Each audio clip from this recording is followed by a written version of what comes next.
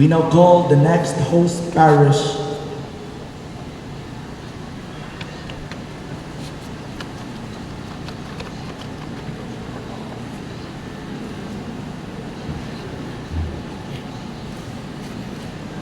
We now call the DYD 14 host parish in behalf of Mr.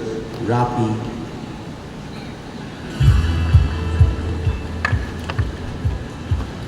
Maayong adlaw mga kabuk. This is a redirected DYD. A journey we never think that is meant for us, but a DYD fated for us. Truly, hope does not disappoint.